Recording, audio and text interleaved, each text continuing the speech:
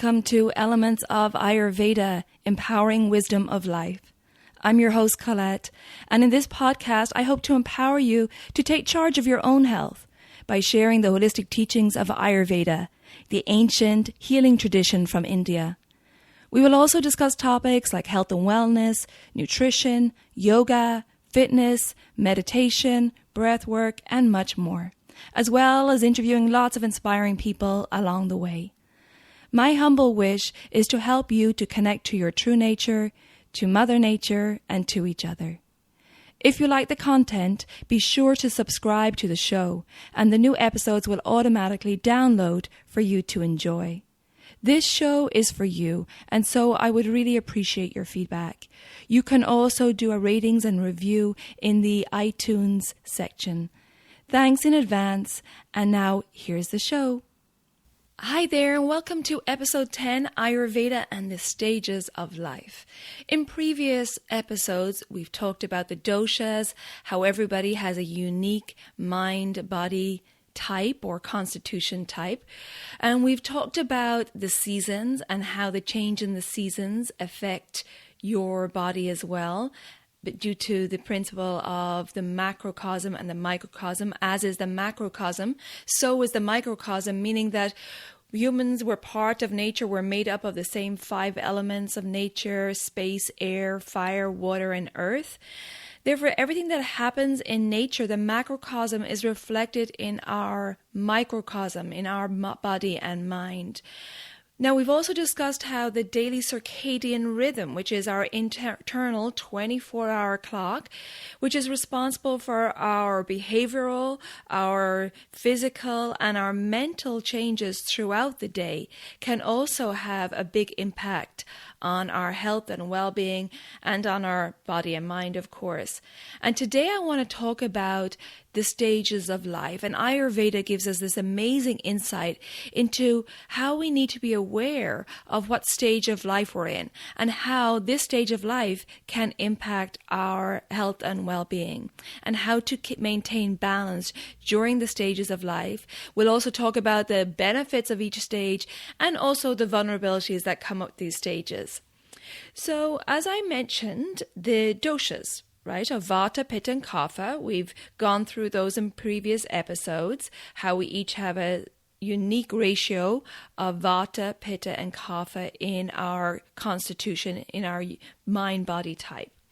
Now, these doshas not only appear in our constitution, also they appear in the seasons. We've talked about how Kapha is late winter and spring, Pitta appears in summer, and Vata appears in autumn and early winter.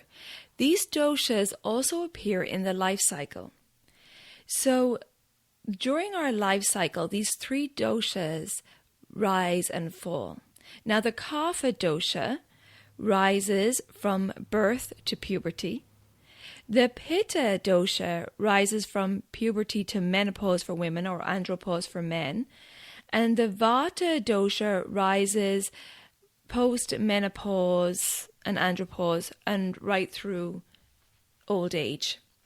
So it's really interesting now. We're going to go into detail and look at how each of these doshas affect our life cycle and what effect it can have on our health and well-being. The doshas rise and fall during their respective periods and reveals signs of imbalance. Now, we're all affected by these energies. However, if we are primarily, for example, a Pitta constitution, during the Pitta stage of life, from puberty to menopause or andropause for men, we're going to be even more sensitive to the imbalances of Pitta. Just like if we're a high Vata constitution and now we're in the Vata stage of life, which is post-menopause and andropause, that means our body and mind is more susceptible to going out of balance, because not only are we high in the Vata energy in our constitution, but now the life stage also has that high Vata quality, and so we know the principle, like increases like, which can cause imbalance in the body and mind. So it's important for us to follow specific life cycle guidelines to fine-tune these energetic responses. And awareness is key. And just having this awareness of what happens in each of the life cycles and how it's going to affect your body type is really key. And Ayurveda, as we know, focuses on the individual. So your particular stage of life is one of many factors to consider when assessing your path towards optimal health.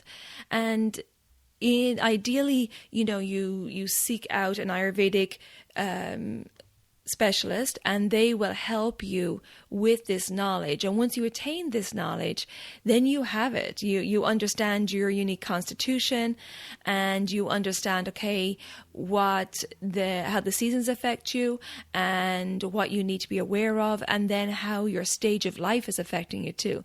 So in Ayurveda, you can start with a simple dosha test, like we said, but this is just the starting step. I always recommend doing a consultation with an Ayurvedic expert, and I do them online, so I can work with you from anywhere throughout the world, and you can book that online. Or if you have someone in your local community you want to work with, I recommend that you seek out a consultation with the Ayurvedic expert, because they will give you the insight into your particular constitution, your particular mind, body type, or dosha. And from there, they'll help you understand what stage of life you're in and how to manage your dosha in this stage of life. So it's another layer, and this is what Ayurveda does. We start with the dosha quiz, and then perhaps you go on to do a consultation with an Ayurvedic expert. They'll help you determine your true mind-body type, or dosha, or constitution. I use those words interchangeably. And then you get the knowledge about how to balance your mind-body and how to recognize the signs of imbalance. And you'll be given the tools to bring your body back into balance naturally, just with food and mindfulness techniques and lifestyle changes and maybe adjustments to how you exercise. And again, it's a very individual consultation that you do at that stage, so because everyone is different. Everyone is so unique. So it depends on what's going on in your life, what stage of life you're in, what season you're in. But you'll come away from a consultation really feeling empowered to take charge of your own health. So it's really key to get that knowledge first, to understand your unique mind-body type. And then once you do that, then you can bring in the next layer, which is the circadian rhythm and how that affects your life. And I've done a previous podcast episode on that, so check that out. Then you find out the seasons and how that impacts your life. And then when you're ready, then you look at the life stages. Now, how is this going to impact your life? So it's really great to understand these great energetic cycles that span our lifetime, along with the body constitution. And these are great secrets revealed to us by Ayurveda. It's such wonderful insights to have. An educated awareness of Kapha, Pitta, and Vata stages of life allow you to really anticipate the compounding impact of each of these doshas at the different ages, not just for yourself, but also for your children or family members or friends. And it gives you the opportunity to make proactive choices to improve your overall health and well-being. Now, keep in mind that the transition between these separate stages does not occur overnight, obviously. Instead, it's a gradual transition in which the influence of one dosha begins to decline just as the influence of the next dosha begins to increase. So the process continues until the transition is complete, which could take several years. So what I'm going to do now is go into depth on each of the life cycles, and then I'm going to talk at length about the Vata life stage, which is post-menopause, and like I said, andropause for men. And this is a stage where I find it's not addressed in our society. Youth is really admired in our society today, and oftentimes, post-menopause or andropause, we're not advertised to anymore, ignored, and can be put into, communities where you just really not paid attention to. But this Ayurveda calls the wisdom stage of life. And this is a stage that I think should be celebrated and should also be respected, because there's such knowledge and wisdom that can be shared from people in this stage of life with those in the younger stages of life, in the Pitta stage of life, because they've been through all these life stages and they understand what's important. And in generations previous, of course, this Vata stage of life was more respected, and the elderly were kept in the community, and their knowledge was shared with the community, and people would seek counsel from them. So I think we need to go back to that. And I think that's missing in our society. But let me get off my soapbox for a moment. We'll come back to that once we go through that stage of life. And let's start with the Kapha life cycle, which is from birth to puberty. And this can be really helpful, particularly for those of you with children. So this period of life is dominated by Kapha. And we know that Kapha is the energy of construction and lubrication. And it is composed primarily of the water and earth elements. So you think of water and earth together, it's like a block, right? It forms a clay. So it's literally the building blocks to help children in this stage of life. Now, of the three doshas of Vata, Pitta and Kapha, Kapha is undoubtedly the most dense and the most solid of the doshas. And as children are producing new tissues and growing so rapidly, they can also produce more mucus as a byproduct. And for this reason, no matter what a child's constitution is or what their unique ratio of Vata, Pitta, Kapha is, the main illnesses in this stage of life is excess mucus, or what's known as Kapha illnesses. And this could be things like runny nose, coughs, colds, congestion, earaches. It can go on into sore throats and bronchitis and pneumonia. And we all know children who have had these, these illnesses very, very frequent in a child's life. So this stage of life is all about learning, and it's about learning the world and being curious in the world, and also about learning discipline as well, and gaining experience in the world, and just seeking out enjoyment. This stage of life shows the Kapha qualities of contentment and possessiveness. Children can be very possessive of their toys, of their parents, and of course that quality of dependence. They're totally dependent on the parents at this stage. There's, great growth and the producing of new tissues and accumulating body mass at this stage of life.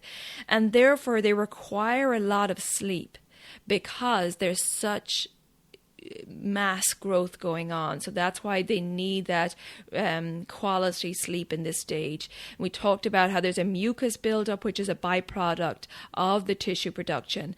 And this mucus production tissue production causes the excess mucus, which can result in, the colds or the earaches. And then if it goes on, if it's a little bit more serious, can result in bronchitis or pneumonia. So what I want to go over now is, what can we do in this stage of life for the children to relieve this mucus buildup? Well, we know that the Ayurvedic foundation principle of healing is like increases like and opposites balance. So in the Kapha stage of life, the qualities of the Kapha dosha are moist, cold, heavy, static, soft, and liquid. So if we have, for example, environmental conditions, or food that are more moist and cold and heavy, that can lead to an increase in the Kapha dosha. And then if we take into consideration the seasons, if it's winter, late winter or spring, which is the Kapha season, then that is further going to impact the likelihood of an imbalance.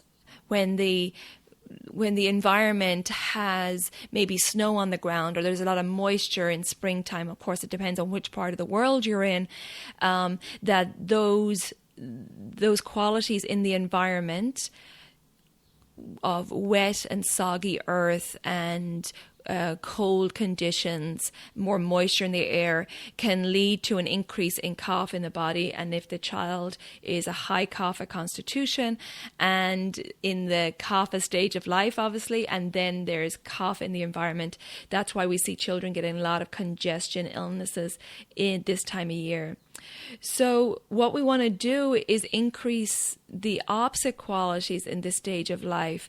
So we want to bring in more light and more warm foods that are easy digestible, and of course lots of fiber, because with Kapha there can be a sluggishness or a heaviness in the system, and it can cause more sluggishness in the bowel movements and also in the digestion. So having food for children that's warm, easy digestible, and things like fruit or, like stewed apples. That's an idea of a warm fruit with maybe a little bit of cinnamon, because cinnamon is a heating spice, and that's pretty gentle for children. But that cinnamon will warm up their digestive fire and help with their digestion. Cooked vegetables, beans, of course, in moderation, but they're great for fiber, whole grains, and other spices you could use. Of course, you have to be careful with spice at this stage, because a lot of spices are very heating, but things like a little bit of fresh ginger, if you could put it in the food, or maybe turmeric as well, because turmeric is astringent and draws out the excess moisture from the body. I would recommend avoiding dairy at this time, because dairy can be mucus forming and quite challenging for children to digest, and also sugar. And of course, any processed foods are never a great thing. So try to stick with foods, again, that's in season. That's something I'll always recommend. Seasonal foods. Nature gives us what we need in season to keep our bodies in balance. So if we think of the say springtime when Kapha is high, what's in season is astringent vegetables, leafy greens, and that's great to have for children as well. Things like spinach as well. But you want to make sure that there's lots of fiber in the diet. Now, Kapha also regulates body fat, as we know, and that can naturally help buffer and provide fuel for the bodies, for children's bodies, especially during this intensely growth-oriented time period. And it is precisely for this reason that a properly nourished child is padded with that layer of baby fat. They have the little rolls of fat on their bodies. Of course, the child's constitution, and we know the unique constitution or dosha is determined at conception, doesn't change, but can go in and out of balance. But the child's constitution is a factor. So a Vata or a Pitta predominant constitution may carry less baby fat than the Kapha predominant child. But provided they have access to proper nutrition, all children are naturally a bit chubbier than their balanced adult self. I know I was a whopper. I was a big baby, lots of baby rolls and baby fat, very healthy Kapha baby. So taking note of that and knowing that your child is in the Kapha stage of life, and now looking at what types of foods you could bring in, and you have to be particularly careful then in late winter and spring. And that's normally the time we get that congestion. So what can you bring in the food to counter that heaviness, that sluggishness of Kapha, that congestion? So again, sticking with warm, lighter foods that are easy digestible, and maybe introducing those warming spices like cinnamon, turmeric, and ginger, fresh ginger. The dry ginger is a little bit too heating. It might be too powerful for a baby. But a little bit of fresh ginger would be great. And also movement, of course, because we know the Kapha energy is more stagnant. So getting the child moving, and when they move and when they're active and running around, that moves the lymph around the body, which is the immune system. So it prevents that from getting sluggish and stagnant. Also, you could do like a little baby massage, and making sure that you're moving the lymph around the body. We could use a little bit of a light oil, like maybe organic sunflower oil or something like that. That's great also. But sticking with the lighter foods, the less of the dense foods in the springtime when you have a child in the Kapha stage of life. Okay, so that's the Kapha stage of life from birth to puberty. And now we're going to move on to the Pitta stage of life, which is from puberty to menopause for women, or andropause, which is the male menopause. Now, this second stage of life is called the householder phase. And this is where we're trying to meet our primary obligations. It's meeting our material needs, setting goals, setting a career path, having family. It's all about being out there and producing and transforming. This stage of life is dominated, like we said, by Pitta. So Pitta is the energy of conversion and transformation. So it's very outward. It's very active. And Pitta, as we know, is composed of the fire and water elements. So it's also a fiery time of life. And this stage of life is about digesting and assimilating our experiences, forming an identity, right, particularly in puberty, developing our unique gifts, our talents, our skills. And it's all about achievement, all about being out there and being ambitious and focused. And, at this stage of life, particularly in the more adult stage, it's all about being goal-oriented and even competitive. It's really about production, earning a living, like I said, raising a family, meeting our material needs, kind of a tendency to show off at this stage of life, with what you have, and wanting to acquire things to show how well you're doing in life, seeking wealth and possibly sacrificing health and enjoyment to get it. So a lot of times we see overworking in this stage of life, and that's in particular if you have a high Pitta constitution, right, and you're in the Pitta stage of life. You have to be careful in this stage of life that you're not going out of balance, because a person that's high Pitta constitution is already competitive and fiery and goal-oriented and very intense, and a leader and wanting to work hard and really pushing and striving. And now you're in the Pitta stage of life, which also has those qualities, like increases like, it could definitely lead to excess fire in the body. And so this could lead to imbalances like heartburn, acid stomach, ulcers, skin irritations, inflammation, loose stools, diarrhea, maybe hypertension. Lots of this sharp, hot qualities in the body. So the characteristics of this stage of life are independence, ambition, being confident, being sociable, very much being out there. So let's look at the vulnerabilities of this stage of life. We talked about the qualities of Pitta are oily, sharp, hot, light, and acidic. So by nature, we know that Pitta is fiery and hot. And this stage of life brings with it a number of vulnerabilities, which we talked about already, the acidity, the heartburn. It could lead to inflammation, the overworking, even tendencies to be a workaholic. We already know that Pitta has a tendency for perfectionism. And for some, this period of life is characterized by an incredibly strong will, unwavering identification with the intellect and the mind, really pushing, and sometimes just a disregard for one's health or one's need, or more of a balance in life. And what usually happens in this stage of life is that Pitta person will push and push and push until the health is affected, and they will maybe even ignore the subtle signals that the body gives when the first signs of imbalance. And that could be heartburn, it could be loose stool, it could be diarrhea, it could be psoriasis or eczema, dermatitis, it could be GERD, acid reflux. And then the body will continue to go out of balance, and then it could come into more serious conditions, IBS, Crohn's, migraines, anything that's heating or very sharp pains, inflammation, any inflammatory diseases. They're all signs of excess Pitta. So the signs of imbalance will be overheating, like I said, inflammation, maybe hot flashes. We know we experience that in the end of the Pitta stage of life. When we come into menopause, if you're out of balance, you will experience the hot flashes and the fiery menopause. The loose stool, another sign of imbalance, hemorrhoids.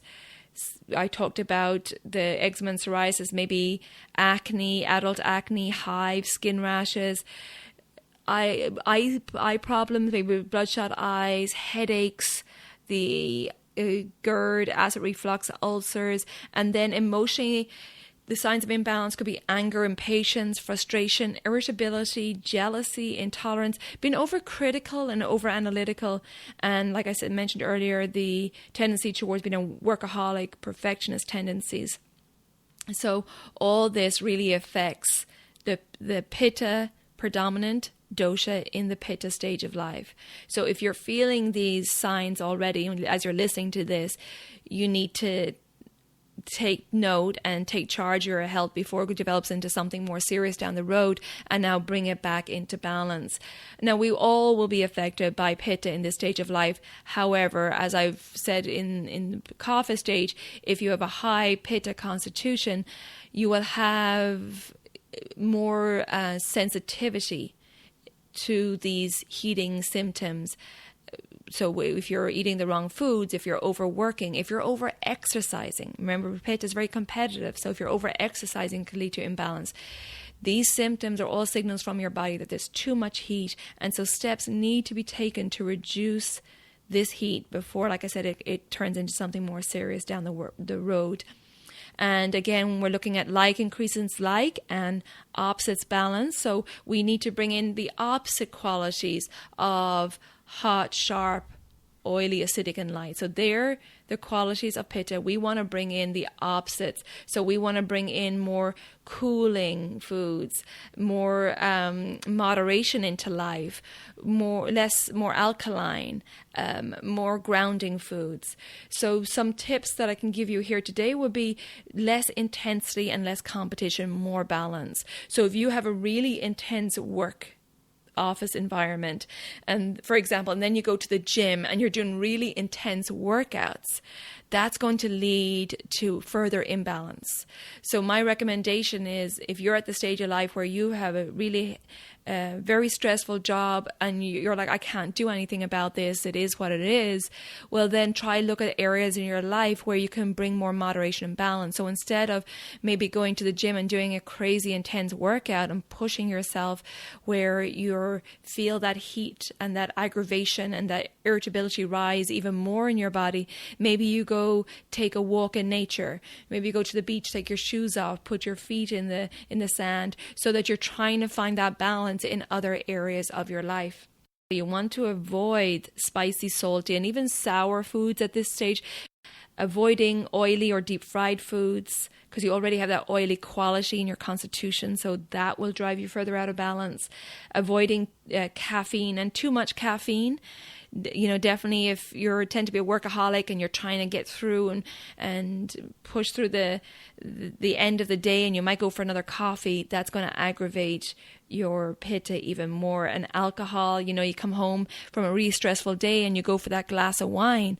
Unfortunately, that glass of wine is going to really aggravate the Pitta dosha as well. And I obviously can't go into the whole list of foods, but if you were to do a private consultation with me, I would give you food lists and we'd look at your diet, and I'd give you recommendations and modifications and sample menus, etc. So like I said, these are just guidelines. Everybody will be affected by the Pitta stage of life.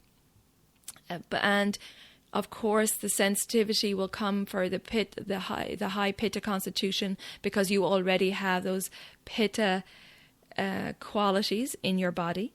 And then when you're in the Pitta stage of life, you're more susceptible to imbalance. And then if it's summer on top of that, it's a triple whammy. Okay, so you really need to be careful in summer. But just knowing that these are the tendencies for everyone in this stage of life. It's all about career and family, and it's all about transforming things and being out there, and it serves its purpose, right, in this stage of life, because we need that energy. We need that transformative energy to push us through this stage of life, when we need to be building a career and building a family and building a home and out there achieving and being productive in the world. So there's, of course, we need this fire to push us through.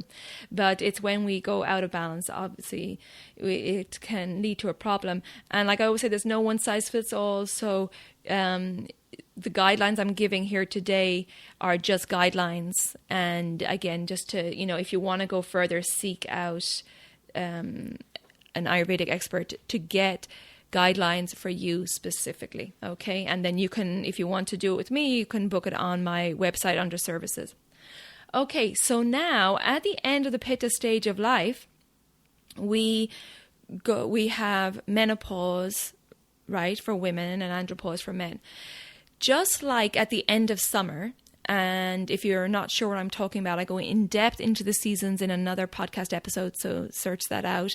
But at the end of summer, we talked about summer is Pitta season. At the end of summer, there's an accumulation of heat in the body, which can cause all those Pitta imbalances I just spoke about, particularly with individuals of a high Pitta constitution.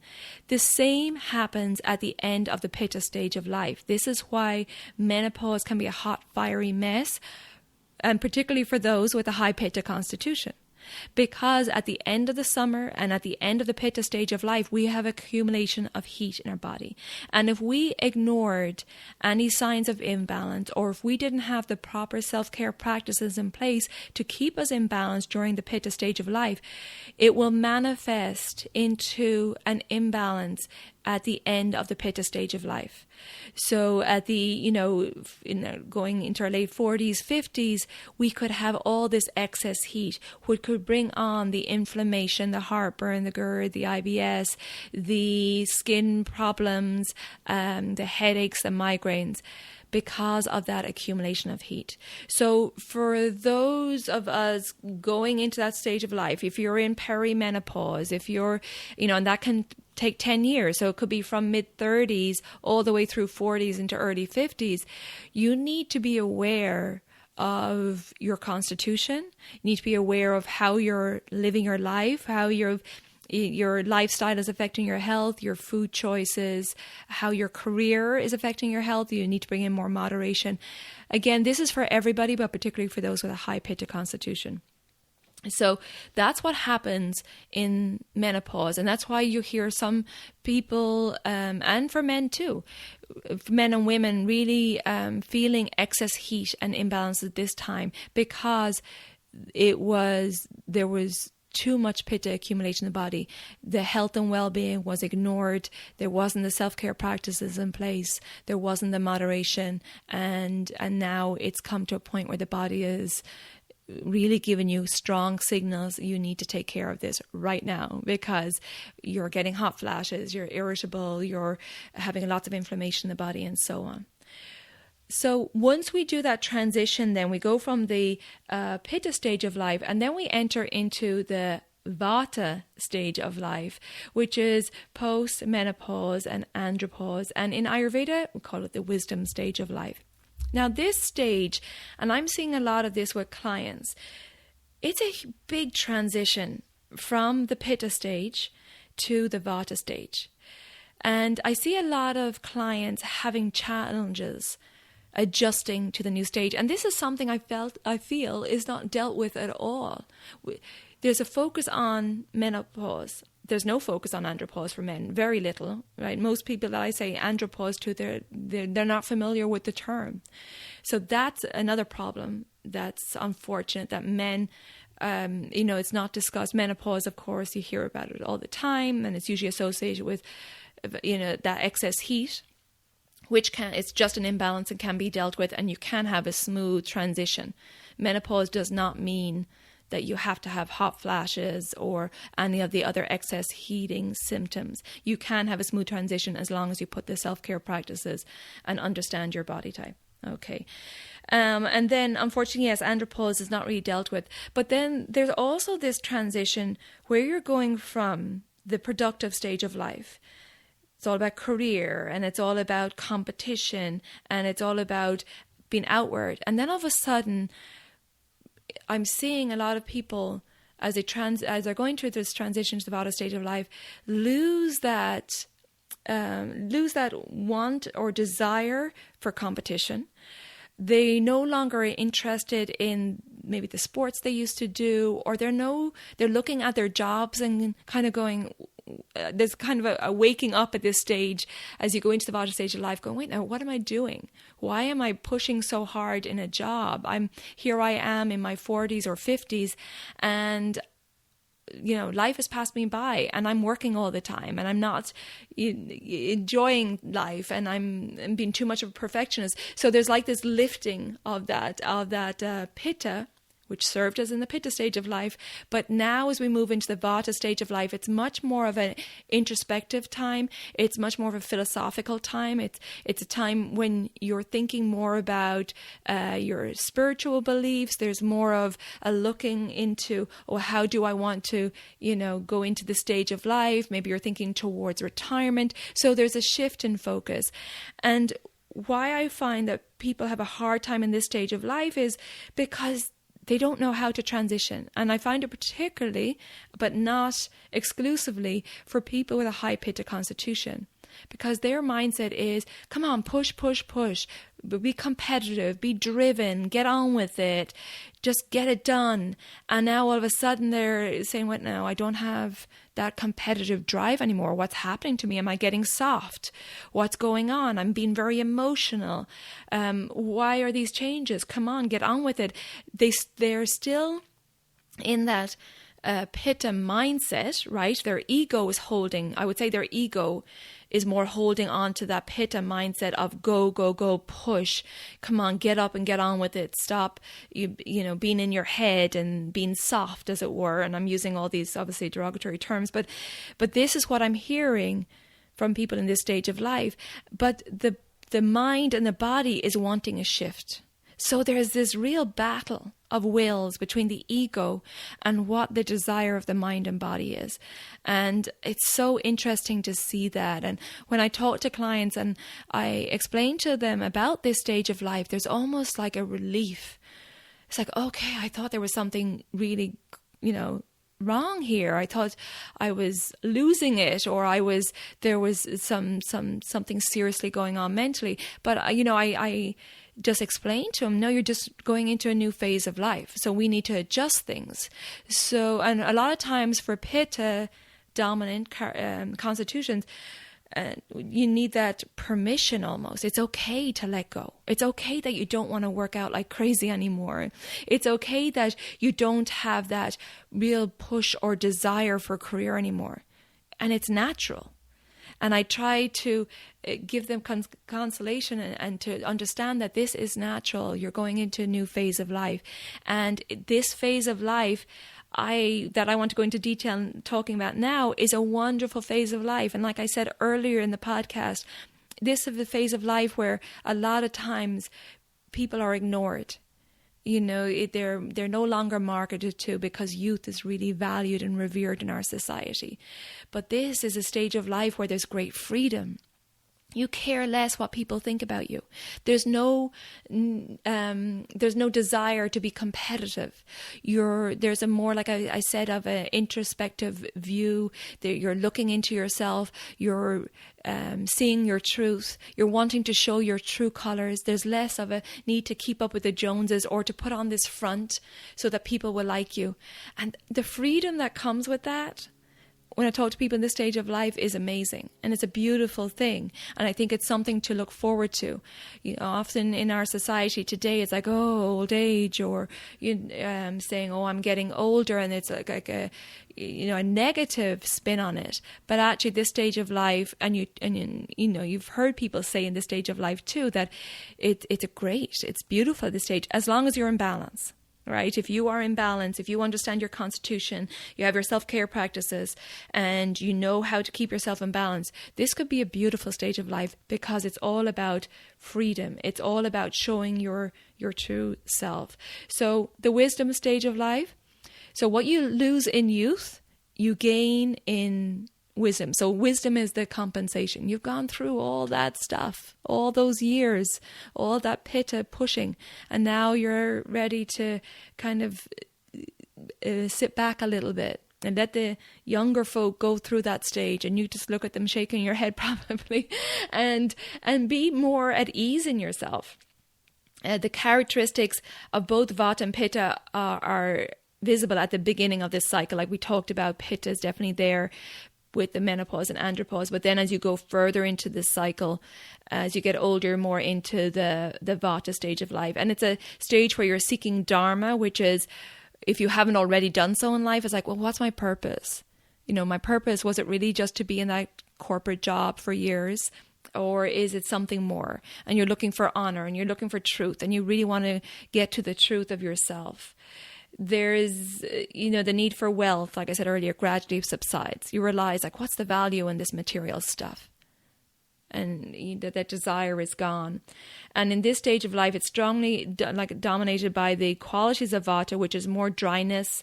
It can be more irregularity in digestion and excess movement in the mind and body. So really need to be aware of that and to try bring it back into balance. We're going to go over that now in a moment. So it's really important to have self-care practices throughout your life, and particularly in this stage. Vata, as we know, is composed of the elements of air and space, making it the subtlest of the three doshas. And therefore, because it's the subtlest, it has the tendency to go out of balance easily. Because Vata, we know, is all responsible for movement in the body. All the movement, the blood, the breath, the mental fluctuations, right? The mind as well. So when it goes out of balance, there's excess movement in the body. So we want to make sure that we take care of this movement, because when it goes out of balance, it can lead to excess movement in the mind. It could be mind spinning, it could be fear, nervousness, and you may see that a lot in elderly people where they're nervous. It's just a sign of imbalance of the Vata dosha.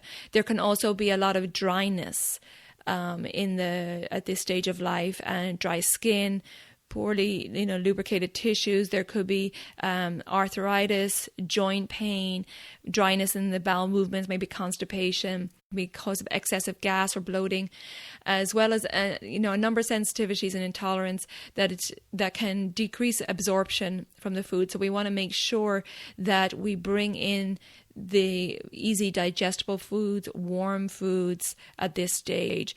When the light, mobile and subtle qualities go out of balance, in this stage of life, it can increase with tremors or tics in the body, and it can also lead to accelerated aging or insomnia or loss of mental acuity. So just to understand that these are signs of imbalance, and they can be brought back into balance with food and lifestyle changes. So let's look at that now. Well, the qualities of Vata are dry, light, cold, subtle, rough, and mobile. So we want to bring in the opposite. We want to bring in definitely lots of moisture into the body, more grounding foods. That would be like things like root vegetables, heavier foods, the things that are substantial. Definitely don't want to be doing raw foods or salads this time of a stage of life. And we want to bring in more static activities, more grounding activities. So things to avoid would be cold, raw, dry foods like popcorn and crackers are dry and light. Carbonated drinks, refrigerated foods or iced drinks, junk or processed foods, alcohol, caffeine, and other stimulants can be too stimulating for the Vata constitution. Cold and dry conditions.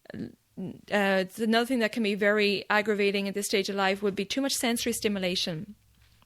So if you have, radio and TV on, there's lots of noise, that can be very aggravating this stage of life. And erratic schedules, too much travel, that means there's too much mobility in the body. So in order to enjoy the optimal health and well-being during the Vata stage of life, we really must begin supportive self-care practices in the Pitta stage of life. And our bodies are amazing, and if we listen to them, they'll tell us what we need. But it's really about understanding what your body needs and knowing what's out of balance. Again, really understanding your constitution. Now, I'm going to talk in detail about more healthy eating habits for this Vata stage of life. And as with all the other stages, if you have a high Vata constitution and you're in the Vata stage of life, you're more susceptible to going out of balance. So you have to be even more disciplined. Everybody has to be aware, but particularly a person with high Vata constitution. So along with the self-care practices, our bodies need more nourishment and rejuvenation at this time of life. And there are, I'm going to give you now some guidelines, of course, but remember that it's very unique to each individual. So these are just general guidelines to maintain health and well-being in this wisdom stage of life. So we want to be eating freshly cooked meals that are warm, rich in protein, and contain good quality oil, like good fats. Ghee is a great one, the clarified butter, maybe coconut oil or sesame oil. So that will combat the dry quality. Eating more soul food diet, which I've talked about, the seasonal, organic, unprocessed, and local. Eating foods that have grounding qualities and they're soft or mushy in texture. So, it's eating foods that are less rough, but more of that soft quality so that they're easier to digest. Things like oatmeal, sweet potatoes, stews, roasted root vegetables, things like that would be great. Of course, with stews, they have lots of moisture in it, so it's bringing more moisture into the body. Using digestive spices, because at this stage of life, the digestive system can be very irregular. So using digestive spices like black pepper, ginger, fennel seeds, cinnamon, cumin, all these are great heating spices and can really aid the digestive fire. And I always recommend eating the main meal at lunchtime. So having your grains at lunchtime, because that will allow you the whole afternoon to digest. And then in the evening, having something lighter like a soup. So it's easier to digest because your digestion is more vulnerable and it's more sensitive at this stage of life. So really paying attention to that. And then eating meals in a calm, quiet environment, making sure that there's not too much sensory stimulation. And I also recommend keeping constant warm liquids throughout the day. So something like sipping on hot water or ginger tea, really great to aid the digestive fire. And this can be, really fantastic at this stage of life. So now I want to look at the daily habits, some just general recommendations. The routine is key in this stage of life. Vata in general, Vata constitution, love spontaneity and kind of just making decisions on the spot, and sometimes forget to eat for those of a high in Vata constitution. So routine, especially in this stage of life, is really key, and having routines in meals and waking and sleeping times can really help ground the body and the mind. And being in bed by 10 o'clock, which we always recommend, according to the circadian rhythms, and if you haven't checked out the circadian rhythm episode, you can go ahead and do that.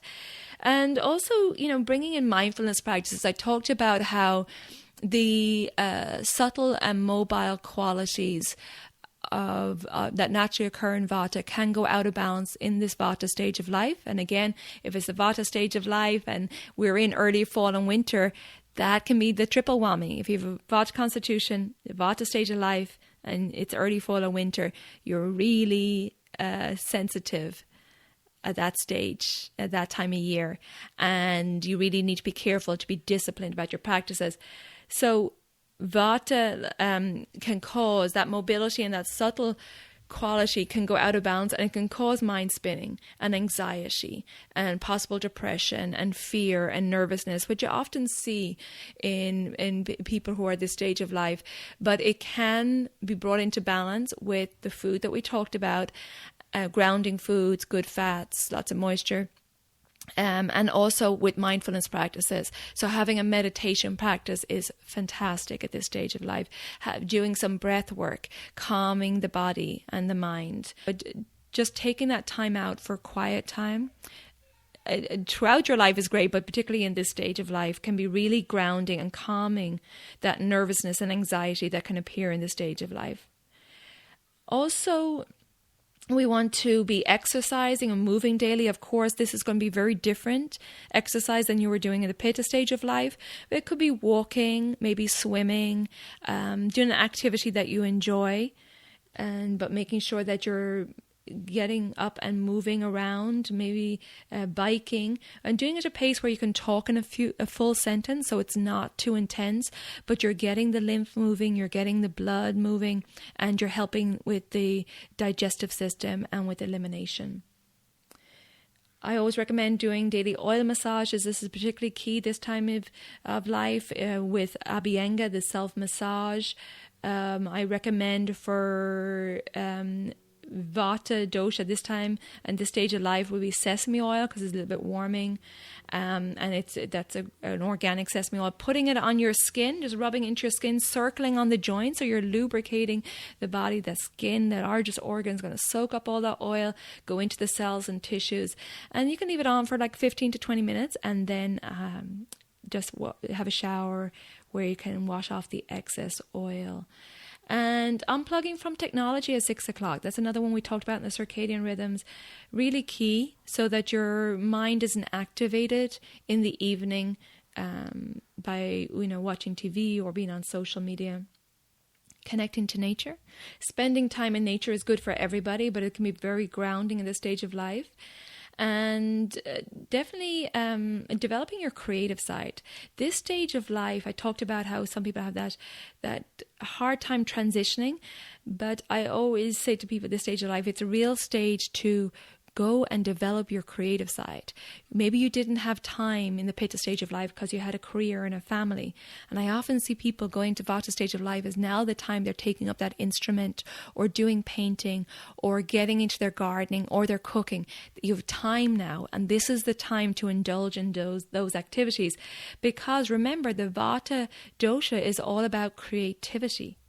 And so using that quality of Vata at this stage of life, doing things like painting, or there's adult coloring books you can get now, that can also be very meditative and very calming. So I really recommend doing that, and I encourage people at this stage of life to really seek out more creative activities when you get to the truth of yourself and saying, what is it I want to do? And I want to end this podcast by talking about the benefits of this stage of life, because I've talked a little bit earlier about how I think this stage of life should be really looked at as a wonderful stage of life, and we do have that negative slant on it, but I think it can be a really great, adventurous, creative, free stage of life, as long as you're in balance to enjoy it. I want to talk about some of the other benefits along with the creativity. Again, just to remind you, we have that more desire for balance. There's less of that need for competition, less drive. And so you're finding more balance in life, which is fantastic. I talked about earlier, we care less what people think, coming into your authentic self and really seeing what makes you happy and developing that creative side. And it's a perfect time for teaching and sharing knowledge gained through life. So this stage of life, you make a great coach, or spending time with others and giving them advice. And there's a deep desire in this stage of life to be of value, to be of service, and showing compassion for others, because you understand, what others are going through. You've been through that stage, that Pitta stage of life. So there's lots of compassion. And so this stage of life is all about mastery and wisdom and maturity and teaching and sharing your gifts. It's a time where you're really drawn to spiritual development. The body is not as resilient as it used to be. So we need to make sure that we have great self-care practices in place to balance our body during this stage of life and manage those vulnerabilities, so that we can go into stage of life and really enjoy it and have that energy and have that capacity and that balance to go out there and enjoy the stage and be creative and share the wisdom and be a coach and really enjoy it. Hopefully that in by the time we reach this stage of life, we've listened to our bodies, we've learned to tune in and to embody a certain level of mastery, and to understand that the Vata stage of life can be challenging because there's more sensitivity in the body. But by really bringing in self-care practices in the Pitta stage of life, we can really help to keep the body and mind in balance, so that there's more of a buffer against these imbalances. So what I would recommend is that even if you're in the Pitta stage of life, that you get to understand your unique constitution. You start now putting in place self-care practices and more balanced lifestyle and understanding the wisdom of the body, so that by the time you reach perimenopause, menopause or andropause, that you can transition through that stage with the knowledge that Ayurveda gives us, that it doesn't have to be a challenging transition. It can be a smooth transition, but you need to understand your body type. You need to understand how to keep your body and mind in balance. And then you can go on into the Vata stage of life and enjoy the Vata stage of life in balance, and have a retirement of your dreams, so that you're not concerned or consumed with imbalance in the body. And like I said, I've had experience with many clients in this stage of life, both going through the transition through menopause or andropause, and in the Vata stage of life, feeling that sense of heaviness, or that sense of nervousness, or feeling down, or not feeling that zest for life. But just by me helping them understand their constitution type, their unique mind-body type, helping them understand what they should be eating, bringing in new mindfulness practices, adjusting lifestyle if necessary, and bringing in things that will calm the body and mind, will ground and balance that Vata dosha, they then can go forward having the confidence that those imbalances are not a mandatory thing with the Vata stage of life, that it's just an imbalance, and that you can gain this knowledge and live really imbalance and enjoy the Vata stage of life. It doesn't have to be something that's dreaded or something that you fear. That it's a beautiful stage of life, and it's a time for truth and being your true self, and seeking out your dharma, your purpose, if you haven't already done so, and being creative and enjoying life. Okay, so that is my take, or Ayurveda's take, on the 3 stages of life. But really, I, as you can see, get quite passionate about the Vata wisdom stage of life. It's something that really resonates with me, that we really need to make a shift in our culture and our society, that this is a stage of life that can really be welcomed, and not have that worry or that fear about it, because that in it, that anticipation or that fear that sometimes comes in with this stage of life can lead to further imbalances. So I hope that with this Ayurvedic insight and wisdom, that you can now go forward and look forward to this stage of life. And again, I just want a reminder, if you want to just chat with me, if you have quick questions, I offer a 30-minute free discovery call that we can do on Skype or FaceTime or by phone. And you can book that on my website. I'll put the link in the show notes. If you want to find out your unique constitution, you can book an in-depth holistic consultation with me. And within that consultation, we determine your constitution. I'll give you your booklet tailored to you with food lists and mindfulness practices and meal suggestions, and depending on what you need to avoid, what you need to focus on, and I really tailor that to each person. Also do a digestive reset cleanse, which you can do online. And I also have a daily habits course, which is all about self-care practices. You can check those out on my website. Like I said, I'll put the link in the show notes. But I want you to know that Life doesn't have to be a struggle. And Ayurveda tells us that we just need to understand ourselves. We need to understand how to keep our bodies in balance, know the signs of imbalance, get the education around how to bring ourselves back into balance naturally, just using food and lifestyle and mindfulness practices. And you can take charge of your own health. I met with a client yesterday who just went through the cleanse, and she said, why doesn't everybody know about Ayurveda? This is crazy because it's so simple. She went through the cleanse and she couldn't believe the results she had at post-cleanse. She felt clear and light, and she's in the Vata stage of life. And it was, that gives me fuel to my fire to keep going. On that note, I'm going to do free Introduction to Ayurveda webinar coming up, and I'm going to put it on the website so you can sign up on the website. I'm just looking quickly here at the date. It's going to be on Saturday, the 18th of November, and I'm going to do it at 10 a.m. Pacific time, so that it will be evening time in Europe, because I know I have a lot of listeners and clients in Europe.